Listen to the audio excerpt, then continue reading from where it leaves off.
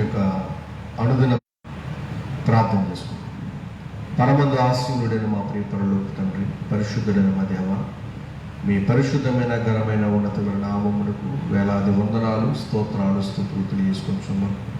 ఈ రాత్రికాల సమయంలో నా దేవ, ఇటు రీతిగా ఈ అనుదిన ప్రార్థన కొడుకు ద్వారా మిమ్మల్ని స్తుతిస్తుండగా, ఘనపరుస్తుండగా, మహిమపరుస్తుండగా నా దేవ, జరుగుతున్న కార్యక్రమం అంతా మీరే జయకరంగా జరిగించండి. ఉదయకాల సమయంలో ఈ రాత్రికాల వరకు మీ కాపుదల, మీ భద్రత తండ్రి మా అందరి పెంచి నడిపించి మమ్మల్ని సజీవులకు ఉంచారు. మీకు వందనాలు తెలియజేసుకోవచ్చు. జరుగుతున్న కార్యక్రమంతో మీరు భక్తుడుగా ఉండండి. యేసుక్రీస్తునామమున ప్రార్థిస్తున్నాం మా పరమ తండ్రి, ఆమేన్. మనమందరం కలిసి లెక్కించినాడు నీ దేవుడు, నీ దినములన్నీ గుర్తుంచుకొని కీర్తన పాడుకుని ఈ కార్యక్రమాన్ని ప్రారంభించుకుందాం. లెక్కించినాడు నీ దేవుడు, నీ దినములన్నీ గుర్తుంచుకో. లెక్కించినాడు నీ దేవుడు, నీ దినములన్నీ గుర్తుంచుకో. రావేల ఓ సోదరా, రావేల ఓ సోదరి, రావేల ఓ సోదరా, రావేల ఓ సోదరి. నీ తల్లి నిన్ను ఎరుగక మునుపే నిన్నెరిగినాడు ఆ దేవుడు. నీ తల్లి నిన్ను ఎరుగక మునుపే నిన్నెరిగినాడు ఆ దేవుడు. రూపించినాడు నీ దేవుడు తన చేతులతో, రూపించినాడు నీ దేవుడు తన చేతులతో. లెక్కించినాడు నీ దేవుడు, నీ దినములన్నీ గుర్తుంచుకో. లెక్కించినాడు నీ దేవుడు, నీ దినములన్నీ గుర్తుంచు. రావేల ఓ సోదరా, రావేల ఓ సోదరి, రావేల ఓ సోదరా, రావేల ఓ సోదరి. గతించుచున్నది నీకిచ్చు సమయం, గుర్తుంచుకో సోదరా. గతించుచున్నది నీకిచ్చు సమయం, గుర్తుంచుకో సోదరి. హరించుచున్నది నీ ఆయుష్కాలం, లెక్కించుకో సోదరి. హరించుచున్నది నీ ఆయుష్కాలం, లెక్కించుకో సోదరి.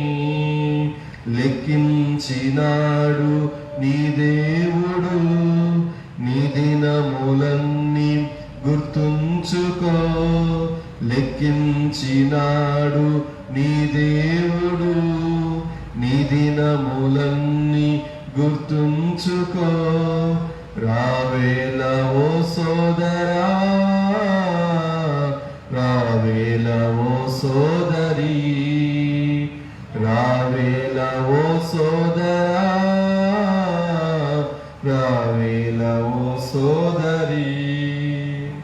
ప్రార్థన చేసుకుందామండి. ప్రార్థన చేసుకుని కొద్ది నిమిషాలు దేవుని యొక్క వాక్య సందేశాన్ని మనం ఉందాం. ఈరోజు మనము కీర్తన గ్రంథము 14, 15, 16, 17 కీర్తన మనం చదువుకోవాల్సిన వారు ఉన్నాం. చదివిన వారు ధన్యులు, చదవని వారు చదివి ధన్యత పొందుకోవాల్సిందిగా ఈ వాక్యాన్ని వినవలసిందిగా కోరుచు ప్రార్థన చేసుకుని కొద్ది మాటలు మనం విందాం. దయగల తండ్రి, కృపగలనైన పరిశుద్ధుడైన మా దేవ, మీ పరిశుద్ధమైన ఘనమైన నామమునకు స్తోత్రాలు, స్తుతులు తెలియజేసుకొని ఉన్నాం. ఈ రాత్రికాల సమయంలో ఆయన ఇటు రీతిగా మేము మా తండ్రి ఇటు రీతిగా ఇక్కడ కూడుకుని మా తండ్రి అనుదిన ప్రార్థన కొడుకు ద్వారా మిమ్మల్ని గనపరుచుకునే భాగ్యాన్ని తండ్రి మీరు మాకు దయచేస్తున్నా దేవా, మీకు స్తోత్రాలు తండ్రి. ఇదిగా నా తండ్రి ఇక కార్యక్రమంలో పాలు పొందిన బిడ్డలందరూ కూడా మీరు దీవించండి. విత్తబడవచ్చిన వర్తమానం మా అందరి విద్యలో నూరత్రగా ఫలిపించండి. యేసుక్రీస్తునామమున ప్రార్థిస్తున్నాం మా పరమ తండ్రి, ఆమేన్. కీర్తన గ్రంథము 14వ కీర్తన. ఈ కీర్తన మనము చదువుతున్నప్పుడు ఇదే మాటలు మనమందరం కూడా ఎరిగిన వారు ఉన్నాం. 53వ కీర్తనలో కూడా ఇవే మాటలు మనము చూస్తూ ఉన్నాం. అయితే దావీదు రాసినటువంటి ఈ కీర్తనని మనము ఆలోచన చేసినప్పుడు ప్రారంభంలో మాట్లాడుతున్న మాట, దేవుడు లేడని బుద్ధిహీనులు తమ హృదయంలో అనుకుందురు అనేటి మాటలు మనం చూస్తాం. అంటే మనం ఆలోచించగలిగితే మనం 10వ కీర్తన ఆలోచన చదువుతున్నప్పుడు, దుష్టులు పొగరెక్కి యెహోవా విచారణ చేయడు అనుకుందురు, దేవుడు లేడని వారు ఎల్లప్పుడూ యోచించుదురు. ఈ రోజున మానవ జీవితంలో ఎందుకు ఇటువంటి భయంకర పరిస్థితులు ఏర్పడుతున్నాయి? ఎందుకు మూర్ఖత్వం ఈ రోజున పెరిగిపోతుంది? లేక మూఢత్వం అనేది పెరిగిపోతుంది? మొండితనం అనవచ్చు, గర్వం అనొచ్చు, ఇంకా అనేక రకాలైన అవలక్షణాలను మానవులు కలిగిన వారు ఉన్నారు. తిమోతిలో అంత్యదినములో అపాయకరమైన కాలంలో వచ్చును, మనుషులు స్వార్థప్రియులు, బెంకములాడువారు, తల్లిదండ్రులకు అవధేయులు వారు అని ఇలాగా అనేకమైన సంగతులు తిమోతికి పౌలు రాస్తున్నాడు. అంటే మనుషులు ఎంతటి భయంకరమైన మనుషులుగా మారిపోతున్నారంటే, ఈ రోజున మనుషుల్ని మనము మానవ మృగాలుగా చిత్రీకరించుకునే దుస్థితులకు మనం వెళ్ళాం. అంటే మనిషే కానీ మృగం. ఒక రకంగా చెప్పాలంటే మనిషిని మృగంతో పోల్చడం కూడా పొరపాటు అనిపిస్తూ ఉంటుంది. ఎందుకంటే మృగానికి కొంతలో కొంత ఎంతో కొంత వివేచన ఉంటుంది. నేను ఇంతకుముందుగా ఫేస్బుక్లో ఏదో ఆర్టికల్ చదువుతూ, అందులో ఒక ఏనుగు తన యజమాని చనిపోయాడు. తన యజమాని చనిపోతే సుమారుగా 20 కిలోమీటర్ల దూరం నుంచి 20 కిలోమీటర్ల దూరం నడిచి వచ్చి తన యజమాని దగ్గర ఆ ఏనుగు కన్నీరు పెట్టుకుందని చెప్పేసి వింటాం. కొన్ని మృగాలను చూస్తుంటే వాటిలో చాలా మృదుత్వం అనేది కనబడుతూ ఉంటుంది. కానీ ఒక మనిషిలో ఈ రోజున కనీసం మృగానుకున్న మృదుత్వం కూడా లేకుండా ఈ రోజున మృగము కంటే, ఒక పశువు కంటే ఈ రోజున చాలా భయంకరమైన రీతిగా మానవుడు ప్రవర్తిస్తున్నాడు. దానికి కారణం ఏంటంటే 14 క్రితం రాయబడుతుంది, దేవుడు లేడు అని. అంటే దేవుడు లేడు అనుకునే పరిస్థితుల్లో ఈరోజు చాలామంది దేవుడు ఉన్నాడని పైకి నమ్ముతారే కానీ, ఆ దేవుడు చూసొచ్చాడు లేట్లే, ఎక్కడ ఉన్నాడులే దేవుడు అనే ఒక భావనలో ఈరోజు చాలామంది ఈ రోజున పాడైపోతున్న వారు ఉన్నారు. అదే కింద అన్నారు, వారు చెడిపోయిన వారు అసహ్య కార్యములు చేయుదురు, మేలు చేయవాడు ఒకడు లేడు. అంటే దేవుడు లేడనుకునే వారు చెడిపోయిన వారు, అసహ్య కార్యములు చేయదు. అంటే మీరు ఆలోచన చేయండి, ఈరోజు నీ లోకమంతా కూడా చెడిపోయినట్టుగానే ఉంది. లోకమంతా కూడా అసహ్య కార్యములు జరిగించేదిగా ఉంది. ఇప్పుడు వారి దృష్టిలో ఒక పైకి భక్తి గలవారుగా కనబడినా కూడా వారిలో దేవుని శక్తిని ఆశ్రయించిన వారుగా ఉన్నారు. దేవుడు లేడు అనుకునే భావన ఉన్నారు. కానీ సృష్టి అంతటిని కూడా మనం చూసినప్పుడు దేవుడు లేడా, దేవుడు ఉన్నాడు అనడానికి అనేకమైన రుజువులను మనం పిల్లల సృష్టి అంతటిలో కూడా మనం చూపించవచ్చు. ఈ రోజున చాలామంది మనుషులు తమ బుద్ధిహీనతను బట్టి దేవుడు లేడనుకుని ఈ రోజున చెడిపోయిన స్వభావం కలిగిన వారుగా, అసహ్య కార్యములు జరిగించేటి వారుగా ఈ రోజున లోకంలో మనం గమనిస్తూ ఉన్నాం. ఈ రోజున ఈ రాత్రి కాలంలో ఈ మాటలు వింటున్న నీవు నేను కూడా నీ దృష్టిలో, నీ హృదయంలో, నీ ఆలోచనలో దేవుడి గురించి నీవు ఎటువంటి ఆలోచన కలిగి ఉన్నావు? ఈరోజు దేవుడు లేడనుకుని ఒకవేళ నువ్వు జీవిస్తుంటే బైబిల్ గ్రంథం వస్తుంది, దేవుడు ఉన్నాడు, జాగ్రత్త. దేవుడు ఉన్నాడు, దేవుడు లేకుండా లేడు. ఒకవేళ నువ్వు లేడు అని అంత మాత్రాన దేవుడు లేకుండా పోడుగా. ఈ రోజున మనము ఒక ప్రదేశాన్ని, ఒక ఉదాహరణకు ఒక అమెరికా దేశాన్ని చూడండి. ఒకవేళ ఒక అమెరికా దేశాన్ని మనం చూసినప్పుడు అక్కడికి మనం నీవు నేను కూడా ఎప్పుడు కూడా చూసి ఉండకపోవచ్చు. ఏదో సినిమాల్లోనో లేకపోతే ఎక్కడో మనం వార్తల్లో మనం వింటూ ఉన్నాం. ఇప్పుడు నువ్వు లేదు అని అంటే అమెరికా దేశం లేకుండా ఉంటుందా? ఉంది. కానీ నువ్వే లేదు అని అనుకుంటున్నావు. అంటే ఒక ప్రాంతాల గురించి మాత్రమే కాదు, ఇలాగ మనం ఎన్ని కోణాలు చూసినా నీ దృష్టిలో అది లేదు అని అనుకుంటే నీ దృష్టిలో లేదు అని అనుకుంటున్నావు, కానీ అది ఉన్నది. అది అలా ఉంది. ఈ రోజున ఆకాశం ఉంది, సూర్యుడు ఉన్నాడు, చంద్రుడు ఉన్నాడు, నువ్వు లేవు అనుకో, అది నీ బుద్ధిహీనత కాదు. ఉన్నమైన వాటిని గురించి సందర్భాలు మనము ఆలోచించవచ్చు. ఈరోజు దేవుడు కూడా లేడు అని అనుకుంటే నువ్వు లేడనుకుంటున్నావు, కానీ ఆయన ఉన్నాడు. కాబట్టి ఆయన ఉన్నాడన్న సంగతిని నువ్వు గుర్తించకపోవడం అనేది నీ దురదృష్టం. ఈ రోజున పిల్లలు గమనించండి, నువ్వు చెడిపోయిన వాడిగా ఉండి అసహ్యకార్యములు చేస్తూ ఈ రోజున మేలు చేయకుండా దేవుడు లేడని చెప్పి ఈరోజు నిన్ను నువ్వు నాశనం చేసుకుంటూ లోకాన్ని కూడా నాశనం చేసే వ్యక్తిగా జీవిస్తుంటే దేవుడు నీకు ఇస్తున్న ఒక గొప్ప అవకాశం, మార్పు చెందు. ఈ రోజున నీలో ఆత్మ ఉన్నది అనేది ఎంత సత్యమో మరి నువ్వు లేదు అనుకుంటే, అంటే ఆలోచించండి, ఈరోజు నీలో ఊపిరి ఉన్నది ఇక్కడ లేదు అనుకుంటే, అంటే మీరు గమనించండి, నువ్వు ఉన్నదాన్ని లేదు అని అనుకుంటే అది నీ భ్రమ అని అనాలి, లేకపోతే అది నీ పిచ్చి అనాలి, లేకపోతే అది నీ బుద్ధిహీనత అని అనాలి, ఏదైనా అనొచ్చు. అంటే మీరు గమనించండి, ఉన్నదాన్ని లేదు అని అనడం అనేది ఎంత బుద్ధిహీనత. ఈరోజు చాలామంది మనుషులు నమ్మేది ఏంటంటే ఉన్నది చెబుతాం, జరిగేది చెబుతాం, జరగబోయేది చెబుతాం అన్నట్టుగా ఈరోజున కొంతమందిని మనం చూస్తూ ఉన్నాం. అనగా ఉన్నదాన్ని లేనట్టుగా, లేనిది ఉన్నట్టుగా ఈ రోజున ప్రపంచం అదే నమ్ముతుంది. ఈ రోజున ఒక మూవీస్ చూడండి, ఈ రోజున టెక్నాలజీ పెరిగింది. టెక్నాలజీ పెరిగి ఈ రోజున ఎంతటి టెక్నాలజీతో ఆ మూవీని తీస్తున్నారో దాని వెనుకున్న పరిస్థితులు మనం ఒకసారి ఆలోచన చేసినప్పుడు అంతా కూడా గ్రీన్ మ్యాటే, అంతా కూడా గ్రీన్ షీట్లే. కాబట్టి మనం అనుకుంటాం ఎక్కడ సముద్రంలో షూట్ చేశారు అనుకుంటాం, కానీ సముద్రం ఉండదు, ఏముండదు అక్కడ, అంతా కూడా గ్రీన్ కార్పెట్టే. మీరు గమనించండి, అంటే ఒక లేని దాన్ని ఉన్నట్టుగా సృష్టిస్తుంటే అది ఉన్నది అని మనం నమ్ముతున్నాం. కానీ ఉన్న దేవుణ్ణి ఈరోజు ఎంతమంది నమ్మకుండా లేడు అని భ్రమలో జీవిస్తున్నారు. ఆలోచించండి, ఈరోజు ఒక సీరియల్ కావచ్చు, ఒక సినిమా కావచ్చు, ఒక మనం చూస్తున్న కొన్ని ఇవన్నీ కూడా చూసినప్పుడు ఈ రోజున ఎంతో మనం గమనించినప్పుడు ఎన్నో టెక్నాలజీ పెరిగిపోయింది. టెక్నాలజీ పెరిగిపోయి వీడియోలు మనం చూసినప్పుడు వాటిని మార్పింగ్ చేయడం కావచ్చు, అది లేదు అక్కడ.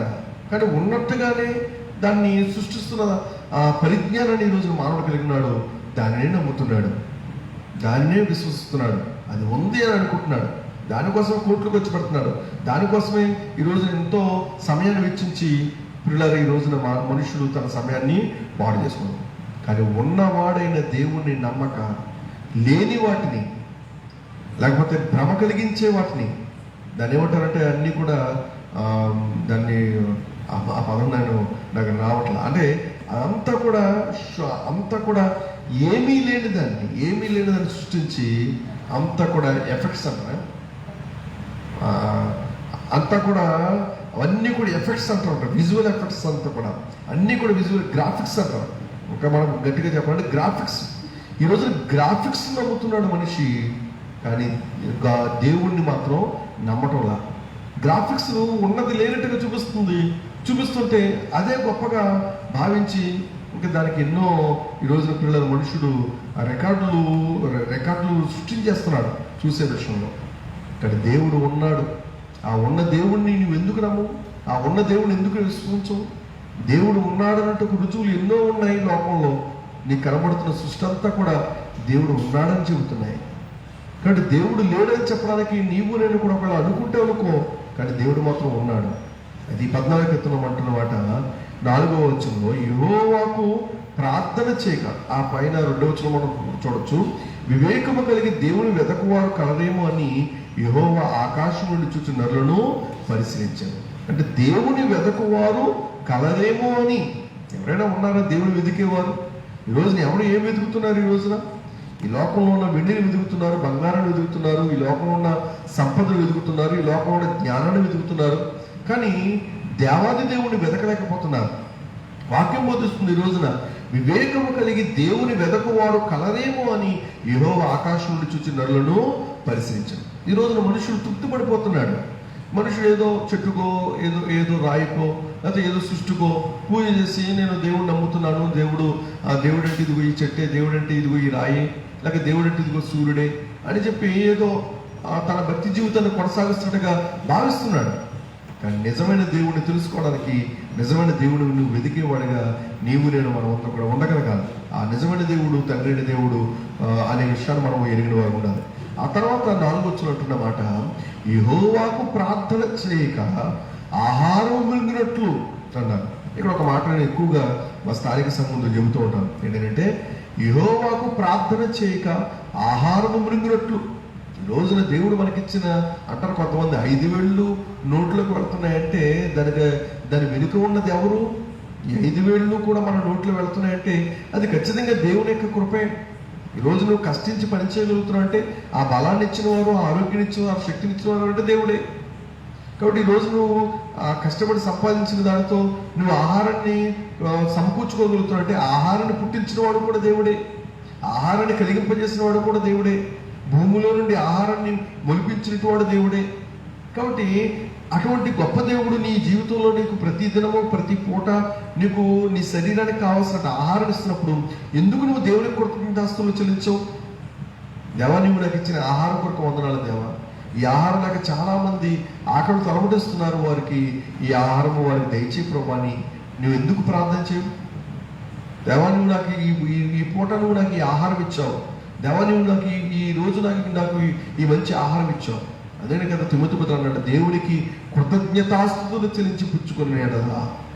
కాబట్టి ఈ రోజున కృతజ్ఞతాస్తులు ఎవరు చెల్లించగలుగుతున్నారు? రావడంతో ఇంకా మొదలు చుట్టడం, నోట్లో వేసుకోవడం, మింగేయడం. అంటే నేను వేరే ఎవరినో విమర్శించాలి కాదు, కానీ ఈరోజు దేవుడు నీ ముందు నీకు ఒక చక్కటి ఆహార పదార్థాలను పెట్టినప్పుడు ఎందుకు నువ్వు దేవునికి స్తుతులు చెల్లించి, దేవునికి కృతజ్ఞతలు చెల్లించి ఆ ఆహారాన్ని అలాగని తీసుకోగలిగితే నీ జీవితం బాగుపరచబడుతున్న విషయాన్ని మనం గుర్తురాలి.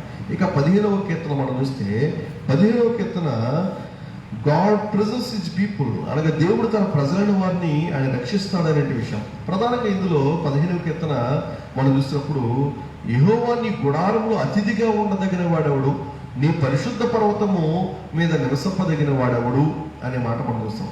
మనం 14వ కీర్తన చూసినప్పుడు మ్యాన్ ఈజ్ కరప్ట్ అన్నాడు, అనగా మనుషుడు చెడిపోయాడు, పాడైపోయాడు, దేవుడు లేడనుకున్నాడు, చెడిపోయిన వాడు ఉన్నాడు, అసహ్యకారం చేసేవాడు ఉన్నాడు, మేలు చేసేవాడిగా లేడు, ఒక్కడు కూడా లేడు, ప్రార్థన చేయకుండా ఆహారం మింగేవాడిగా ఉన్నాడు, పాపం చేస్తున్నాడు. కాబట్టి ఇలాగా ఎన్నో విషయాలు 14వ కీర్తన అంతట్లో కూడా మనం చదవచ్చు. కానీ 15వ కీర్తనలో మనం చూస్తే, 15వ కీర్తనలో ఒక దేవుని యందు విశ్వాసం ఉంచిన వాడు, లేక దేవునికి భయపడేవాడు, లేక దేవుని అక్కడ ఒక చక్కటి మాట, దేవుని పరిశుద్ధ పర్వతం మీద నివసింపదగిన వాడు ఎలా ఉంటాడు అనేది చాలా చక్కటి మాటలు ఇక్కడ తెలియచేయడం జరుగుతుంది. అనగా ఉంటే అంటారు కదా కొంతమంది, వాడు మనిషి అంటే వాడురా, వాళ్ళ ఉండాలిరా అంటారు. ఇప్పుడు 15వ కీర్తన చదివితే ఇదిగో ఇలా ఉండగలిగితేనే మనము దేవుని నిర్దోషముగా, లేక దేవునితో నివసింపదగే గొప్ప భాగ్యాన్ని దేవుడు మనకి అనుగ్రహిస్తాం. చూడండి, ఇక్కడ అంటున్నారు 2వ వచనంలో, యథార్థమైన ప్రవర్తన కలిగి. 14వ కీర్తనకి 15వ కీర్తనకి చాలా డిఫరెన్స్ మనకు కనబడుతూ ఉంటుంది. మీరు గమనిస్తే 14వ కీర్తన అంతా కూడా మనుషుడు చెడిపోయాడు, వాడు పాడైపోయాడు, మేలు చేయట్లేదు, ఇంకా వాడి జీవితం అంతా కూడా వాడు అసహ్యకారం చేస్తున్నాడు అని రాయిస్తున్న దావీదు 15వ కీర్తనలో మనుషుడు ఎలా ఉండాలి, ఎవడు నిజమైన వ్యక్తి అని చెప్పడానికి, అనగా ఎవడు నిజమైన దేవుని కుమారుడు అని చెప్పడానికి యథార్థమైన ప్రవర్తన కలిగి నీతిని అనుసరించు హృదయపూర్వకంగా నిజము పలుకువాడే. అంటే ఈ రోజున మనం ఈ రాత్రి కాలంలో ఈ మాటలు వింటున్నట్టే మనం అందరం కూడా ఆలోచించండి, నీలో నాలో ఇటువంటి లక్షణాలు స్వభావాలు ఉన్నాయా? లేకపోయినట్లయితే ఈ రాత్రి కాలంలో చెప్పబడుతున్న ఈ మాటలు బట్టి మనల్ని మనం సరిచేసుకోగలగాలి.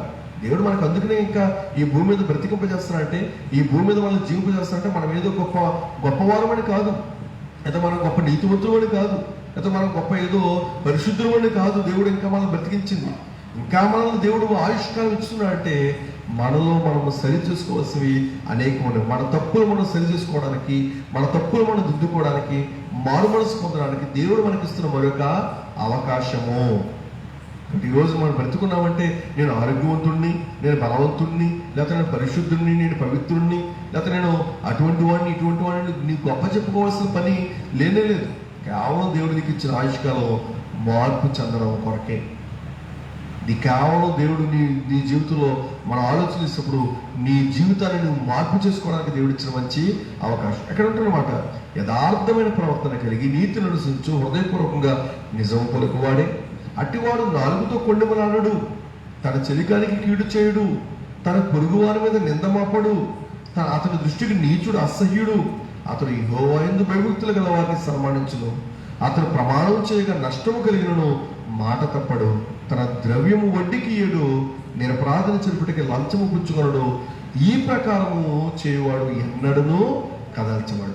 అంటే 15వ కీర్తనలో దావీదు మాట్లాడుతున్నట్టు ఈ మాటల పిల్లలు మనం చూసినప్పుడు, ఒక వ్యక్తి ఒక క్రైస్తవుడిగా ఉన్నవాడు, దేవుని కుమారుడుగా ఉండేటి వాడు ఎటువంటి వాడుగా ఉండాలి అనేది చాలా స్పష్టమైన రీతిగా దావీదు ఈ 15వ కీర్తనలో మరి పిల్లలు రాయడం అనేది మనము గమనిస్తున్నాం.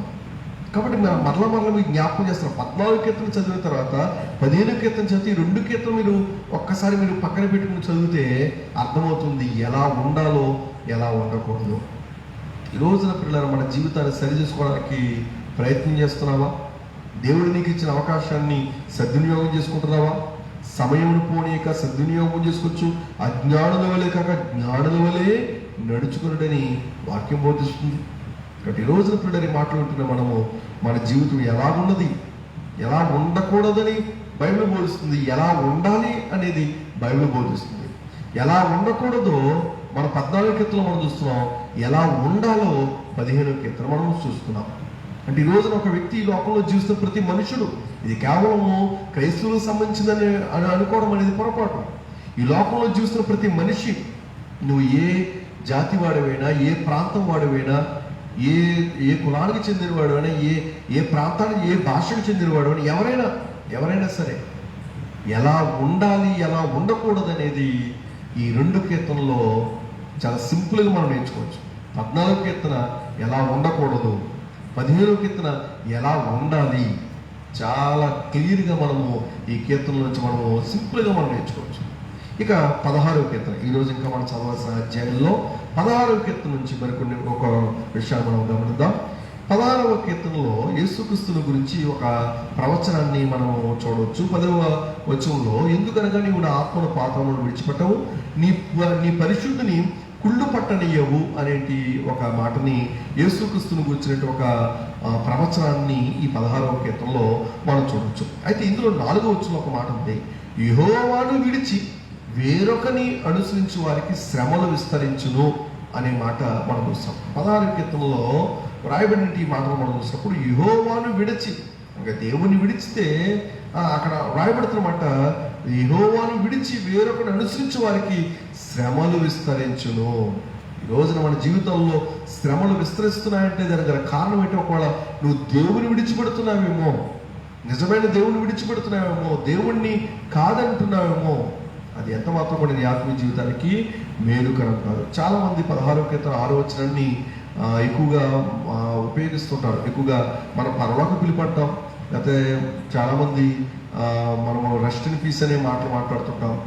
కొంతమంది చాలామంది 16వ కీర్తన 6వ వచనంలో మనోహర స్థలములలో నాకు పాలు ప్రాప్తించెను అనేటి ఒక పదాన్ని ఎక్కువగా వాడుతున్నారు. మనోహర స్థలం ఏది? ఈ భూమి మీద ఏదైనా మనోహరమైన స్థలం ఉందా? నువ్వు కాశ్మీర్ అనుకోవచ్చు, కన్యాకుమారి అనుకోవచ్చు, లేకపోతే ఏదైనా కావచ్చు. నీకు ఈ లోకంలో ఏదైతే మంచి ప్రదేశాలు ఉన్నాయో, ఈ లోకంలో ఏదైతే మంచి మంచి సుందరమైన ప్రదేశాలు ఉన్నాయో వాటిని మనోహరమైన స్థలం అనుకోవచ్చు. కానీ మనోహరమైన స్థలం ఒకటి ఉంది, అదే ప్రభువుతో ఉండే స్థలము. అందుకని 14వ అధ్యాయము యోహాను సువార్తలో చూస్తే, నేనుండు స్థలంలో మీరును ఉండులాగా నేను మీ కొరకు స్థలములను సిద్ధపరచా వెళ్ళుచున్నాను. కాబట్టి ఇప్పుడు ఇలా ఆలోచన చేయగలిగితే ఈ రోజున మనము ఉండబోయే స్థలము మనం నిలువలేని పట్ల మనకి ఇక్కడ లేదు, ఉండబోచున్న దానికోసం ఎదురు చూస్తున్నామనే మాటలు మనం గమనిస్తాం. కాబట్టి మనోహరమైన స్థలం ఏది అంటే దేవునితో ఉండే ఆ స్థలమే, దేవుడితో ఉండే భాగ్యమే. కాబట్టి అటువంటి స్థలంలో మనము పాలు ప్రాప్తించడానికి ఈ లోకంలో మనం పిల్లల దేవుడి కొరకు జీవించేవారు ఉన్నాం. ఇక చివరిగా 17వ కీర్తన మనం చదువుకుని మనం ముగించుకుందాం. 17వ కీర్తనలో 9వ వచనం ఒక మాట మనము ఆలోచించవచ్చు. చాలా సంగతులు ఉన్నాయి, కానీ ఒక మాట మనం చూడవచ్చు. 8-9 వచనాలు, నీ కృపాతిశయములను చూపుము, ఒకడు తన కనుపాపను కాపాడుకున్నట్లు నన్ను కాపాడు. కనుపాపను కాపాడుకున్నట్లు, కనుపాప మనం గమనించినప్పుడు మన కనుగురుడును మనం చూస్తున్నప్పుడు అది ఎంత విలువైనదో మనం ఎరిగిన వారు ఉన్నాం. దీన్ని కాపాడుకోవడానికి మనం ఎన్నో రకాలుగా మనం ప్రయత్నాలు చేస్తూ ఉన్నాం కదండి. ఈరోజు కళ్ళకు చక్కని కాటుకు పెడుతుంటారు ఆడవాళ్ళైతే, కళ్ళకు కళ్ళజోడు ధరింపజేస్తుంటారు. అంటే మనం గమనించగలిగితే వాక్యం వస్తుంది, దేహమునకు దీపము కన్నే గనుక నీ కన్ను తేటగా ఉన్నట్లు చూచుకో అనే మాటలు, ప్రభు యొక్క మాటలు మనం గమనించవచ్చు. కాబట్టి ఈ లోకంలో అనేకమైన అందులైన వారు ఉన్నారు, కానీ ఇంకా మనం ఈ రోజున దృష్టి కలిగిన వారు ఉన్నాం, చూడగలుగుతున్నాం, చూడగలిగే కన్నును కలిగిన వారు ఉన్నాం. ఒకటి చూడగలిగే కన్ను కనుక మనకు లేకపోతే ఎలా ఉండదు మన జీవితం? ఆలోచించండి. ఈ రోజున దేవుడు మనకిచ్చినట్టు శరీర భాగాల్లో, అవయవాల్లో ప్రతి అవయవం కూడా ప్రాధాన్యమైనది. అయితే అందులో కన్ను అనేది చాలా ప్రాధాన్యమైనది. ఈ కన్ను ప్రతి అవయవాన్ని చూస్తుంది, ప్రతి ప్రాంతాన్ని చూస్తుంది, ప్రతిదీ కూడా గమనిస్తూ ఉంది. అటువంటి కంటిని గురించి మనం చూసినప్పుడు దాన్ని ఎలా కాపాడుకోగలుగుతున్నాం మనం? ఈరోజు ఆ కంటి పాపను మనం కాపాడుకునేటి వారు ఉన్నామా అంటే మీరు ఆలోచించగలిగితే నిజమే, మనం కాపాడుకుంటాం. మన కంటిలో ఏదైనా నడుచుపడినా అందుకని కళ్ళు మూసుకుంటుంటాం మనం, లేకపోతే మన కంటిని మనం చాలా జాగ్రత్తగా మనం కాపాడుకుంటుంటాం, లేకపోతే కంటిలో డ్రాప్స్ వేసుకుంటుంటారు, లేక చాలా రకాలుగా ఈ కంటి డాక్టర్లు కూడా మనం లోకంలో మనం చూస్తున్నాం. కంటికి సంబంధించిన ఒక స్పెషలిస్ట్ డాక్టర్లు మనం చూస్తున్నాం. కాబట్టి ఈ రోజున పిల్లలు గమనించండి, ఒకడు తన కనుపాపను కాపాడుకున్నట్లు నన్ను కాపాడు. దావీదు అంటున్నాడు, దేవ నన్ను కాపాడు. ఎలా కాపాడుతావంటే ఒకడు తన కనుపాపను కాపాడుకున్నట్లు. ఈరోజు చాలా మంది చూడండి, ఎవరైనా కొడుతున్నారనుకోండి, తల్లిదండ్రులు ఎవరైనా పిల్లలు కొడుతున్నారనుకోండి, కొట్టడానికి వీపిస్తారు, లేకపోతే చేతి మీద అరచేతుల మీద కొడతారు, లేకపోతే కాళ్ళ మీద కొడుతుంటారు కదండి, నడ్డి మీద కొడుతుంటారు. కాబట్టి కానీ కంటి మీద కొడతారు ఎవరైనా? కంటి మీద కొడతారా అంటే మీరు గమనించండి, శరీర అవయవాల్లో ఏ భాగంలో మనం కొట్టించుకోవడానికి మనం సిద్ధపడతామే, కానీ మన కంటి భాగాన్ని అది చాలా సున్నితమైనది, చాలా చాలా సున్నితమైనది, అది చాలా అత్యవసరమైనది. ఇప్పుడు వాక్యాలను చూస్తే దావీదు అంటున్నాడు, ఒకడు తన కనుపాపను కాపాడుకున్నట్లు నన్ను కాపాడము. నిజమే, దేవుడు ఆయన మనల్ని కాపాడే విధానం చూస్తే కోడి తన పిల్లలను తన రెక్కల కింద ఎలా కాపాడునో అలాగనే పిల్లలను కాపాడుతున్నాడు దేవుడు. మనం అందులో నిన్ను కాపాడేవాడు కునుకడు నిద్రపోడు, ఇశ్రాయేలు కాపాడేవాడు కునుకడు నిద్రపోడని వాక్యంలో 120 కీర్తనలు మనము చదువుతున్నాడు. కాబట్టి దేవుడు నిన్ను అంతగా కాపాడుతున్నాడు. ఎందుకు కాపాడుతున్నాడు దేవుడు? ఇంకా నువ్వు పాడు పనులు చేయడానికి కాదు, ఇంకా నువ్వు తాగి నీ జీవితాన్ని నాశనం చేసుకోవడానికి కాదు. దేవుడు కాపాడుతున్నాడంటే ఈరోజు చూడండి, చాలామందికి ఇంతకుముందు మీతో ఆ మాట జ్ఞాపకం చేయండి, ఆయుష్కాలం ఇస్తున్నాడు దేవుడు, కాపాడుతున్నాడు. ఈ రోజున కరోనా నుండి కూడా ఎంతోమంది కాపాడబడిన వారు ఉన్నారు, ప్రాణాపాయ పరిస్థితుల నుంచి వెళ్ళి కాపాడబడిన వారు ఉన్నారు. ఎందుకు కాపాడాడు దేవుడు? ఇంకా పాడు చేయడానిక, పాడు పనులు చేయడానిక, చెడిపోవడానిక, అసహ్యకార్యాలు చేయడానిక, పాపులుగా మిగిలిపోవడానిక కానే కాదు. దేవుడు నిన్ను కాపాడుతున్నాడని అంటే ఈ రోజున పిల్లల నీవు ఆ కాపుదలను నడిపిస్తున్నట్టు నీవు కృతజ్ఞత కలిగి ఉండాలి. దేవుడి కొరకు జీవించేటి వాడిగా ఉండాలి.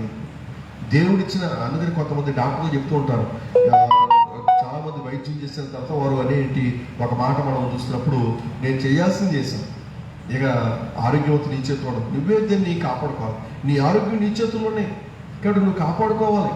కాబట్టి నీ ఇష్టం వచ్చినట్టుగా నువ్వు తిరగడానికి వీలు లేదు. కాబట్టి చక్కగా ఈ మందులు వాడాలి, టైం టు టైం నువ్వు తినాలి, టైం టు టైం ఈ మందులు వేసుకోవాలి. కాబట్టి నిన్ను నువ్వు కాపాడుకోవాలి. ఆయన చేయాల్సింది చేశాడు, కానీ ఇప్పుడు కాపాడుకోవాల్సిందావు నిన్ను నీవే కాపాడుకోవాలి. అంటే ఈ రోజున కాపాడబడ్డాం కదా, రక్షించబడ్డాం కదా అని ఒకవేళ మరలా మనం అదే తప్పు చేస్తే మరలా అదే శిక్షా విధులకు మనం వెళుతుంటాం. కాబట్టి ఈ రోజున మనం గమనించాం 14, 15, 16, 17 కీర్తనలు మనం గమనించాం. నేను వరకు మీకు అందరికీ ప్రభు నామమున నా వందనాలు తెలియజేసుకోవచ్చు. ప్రార్థన చేసుకుని ముగించుకుందాం. తర్వాత మహోన్నతుడును మహాగరుడును పరిశుద్ధుడైన మా ప్రియ పరలోక తండ్రి, మీ పరిశుద్ధమైన నామం కొందనాలు. ఈ రాత్రి కాలుస్తున్న మీ మాటల కొరకు మీకు వందనాలు. అనుదినము ఇలాగూడ మీ సన్నిధిలో మేము కూడి మీ విలువైన మాటలు తను మేము వినడానికి మీరు కృప చూపిస్తున్నారని మీకు మీ దాసులుగా మీరు నన్ను బలపరుస్తున్నారు.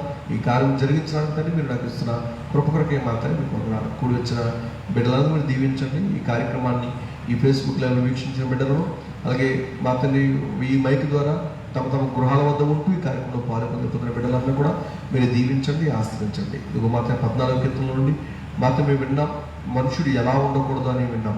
15 కీర్తనల నుండి మనుషుడు ఎలా ఉండాలో అనేది మాత్రమే గమనించాం. ఇదిగో మాత్రం 16వ కీర్తనల నుండి మీ కుమారుడు యేసుక్రీస్తును గురించిన ప్రవచనాల గురించి మేము విన్నాం. మనోహరమైన స్థలముల గురించి మా తండ్రి మేము విన్నాం. ఇదిగో 17వ కీర్తనల నుండి మా తండ్రి మా మీరు ఏ విధంగా కాపాడుతున్నారనే విషయానికి వచ్చి మేము నీ మాటలు మా అందరి హృదయాలను నూతనంగా పంపించండి. నువ్వు మా తండ్రికి సమత బలహీన ఉన్న వారందరి పక్షంగా ప్రార్థన చేస్తాం. వారందరూ మీరు బలపరిచి లేవడంతో అనుభూతులు ఇచ్చండి. మా తండ్రి దేశంలో మా తండ్రి భయంకర పరిస్థితులు మా ఏర్పడుతున్నాయి. కరోనా పరిస్థితులు ఏర్పడుతుండగా మా దేవ అనేక మంది ఈ వైరస్కు గురైన వారు ఉన్నారు. అందులో మాత్రం మా కుటుంబీకులు, మా బంధువులు, మా స్నేహితులు, మా మిత్రులు, సంఘబిడ్డలు, గ్రామస్తులు అనేక మంది మా ప్రభావ తండ్రి మాత్రం మాకు తెలిసిన వారు, తెలియని వారు అనేక మంది మా ప్రభావ ఈ వ్యాధిని గురవుతున్న వారు ఉన్నారు. వాళ్ళందరి కొరకు ప్రార్థన చేస్తున్న మాత్రం వారందరినీ మీరు విడిపించండి. బలమును శక్తిని ఆరోగ్యంలో మాత్రం ప్రతి బిడ్డకి తండ్రి మీరు అనుగ్రహించడం మాత్రం విడిపించాం. తండ్రి మా ప్రభావాన్ని కాపాడబడిన వారు కృతజ్ఞత కలిగి మిమ్మల్ని స్తుతించగలిగే భాగ్యాన్ని దేవ బిడ్డలకు అందరికీ తండ్రి మీరు దయచేయమని ప్రార్థన చేస్తాం. ఇదిగో నా దేవేశ్వరం మా తండ్రి, ఇదిగో మా ఈ కార్యక్రమం ద్వారా మాత్రం మీ విలువైన మాటలు విన్నాం. విన్న మాటలు మా అందరి జరుగుతున్నట్టుగా ఫలించండి. దేవ మీరు వాళ్ళు ప్రేమిస్తున్నారు, కనిపిస్తున్నారు. మాడుదల ప్రయాణాలు మా పరిపాట్లో మీరు తోడుగా ఉంటున్నారు.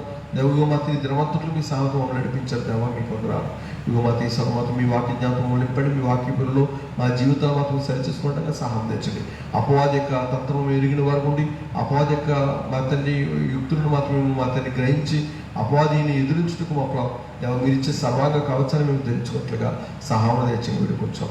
ఆత్మ ఫలాలు ఫలించేటి ఆత్మ సముద్ర బిడ్డలుగా ఉండగలిగే భాగ్యాన్ని మాకు తెచ్చేయండి. ఇదిగో మాత్రం మీరు మాకు ఇస్తున్న మాత్రం ఈవులను బట్టి మాత్రం మీకు వందనాలు. మీరు మాకు అనుభవిస్తున్నట్టు మాత్రం మీరు మాకు ప్రతి అవసరాల అక్కర్లో కూడా మీ మహిమలో తీరుస్తున్నందుకు తండ్రి మీకు వందనాలు తెలియసుకొచ్చున్నాం.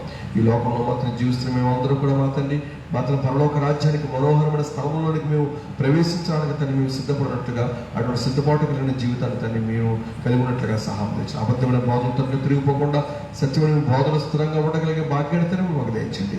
మాత్రం మరి మాత్రం ఈ కార్యక్రమంలో పొందిన బిడ్డలందరూ కూడా మరి దీవించి ఆశించి మీకు బలపరిచి బలహీన ఉన్న వారిని మీరు బలపరిచి లేవడితో ఆరోగ్యవంతులుగా చేసేవా మహిం పొందుకోండి. మీ చిత్రం రేపటి ఆరాధన కార్యక్రమం విషయంలో ప్రత్యేకించి వేడుకొంచాం.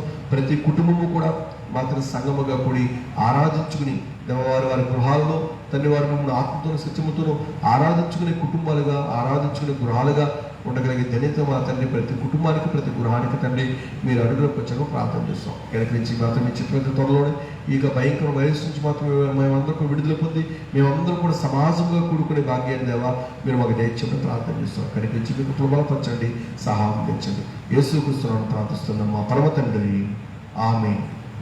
అందరికీ